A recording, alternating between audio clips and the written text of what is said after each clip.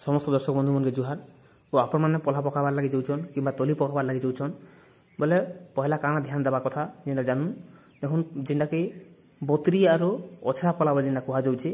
जेनटा कि आपण मैंने सुखा माटी भी पकई पारबे किंबा कादुओरे जेनटा कि पानी थिले भी जेनटा कि आपण मैंने पकई पारबे जेनटा कि धान गजा करी करी पकई पारबे पहला करी आपण मैंने जिन जगह रे पानी रहउथुबा और पानी सुविधा थिबा से जगह रे आपण मैंने जेनटा कि पला पकई नेबे ओ भल माटी हेथिबार अछि उर्वर माटी जेनटा कि आपण माने आगरु जेनटा कि वर्षा हो पूर्वरु आपण माने 3-4 कास जेनटा कि कादो के बा माटी के भल से जुती नै थिबे ओ सेंदा माटी जदि आपण माने जेनटा कि पल्हा पकाबे किंबा तली पकाबे बोले आपनकर पल्हा बहुत बढ़िया हेबा देखुन जदि जदि आमे धान जदि अछराबार अछि जेनटा कि कादो ने बोले आपण माने धान के पानी रे पकई देबे 24 घंटा पर्यंत ओ 24 घंटा पर्यंत पानी रे पकई दे सारला परे धान के काढ़ी नेबे ओ काढ़ी नहीं सारला परे आपण माने भल से कादुओ के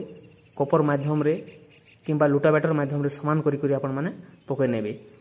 ओ आपण माने जेनटा कि जून 15 रु पल्हा पकई पारबे जेनटा कि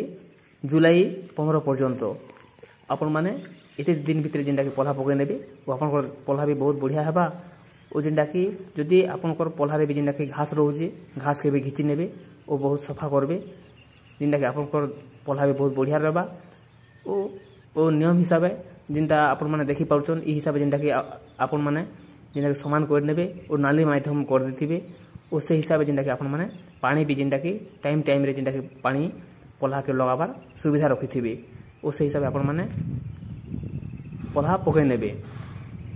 ओ पल्हा पकाबार आगरु जदि आपण माने बेसी हरबर अछन बोले आपण माने सार डीएपी सार केते किलो आपण माने दे पारबे 8 रु 10 किलो आगे किंबा 5 किलो पर्यंत डीएपी सार दे पारबे आपनकर धान पल्हा जेनटा कि बहुत शीघ्र जेनटा कि हे जिबा ओ यूरिया भी आपण माने यूज करि पारबे अति शीघ्र ऊंचा हे जिबा।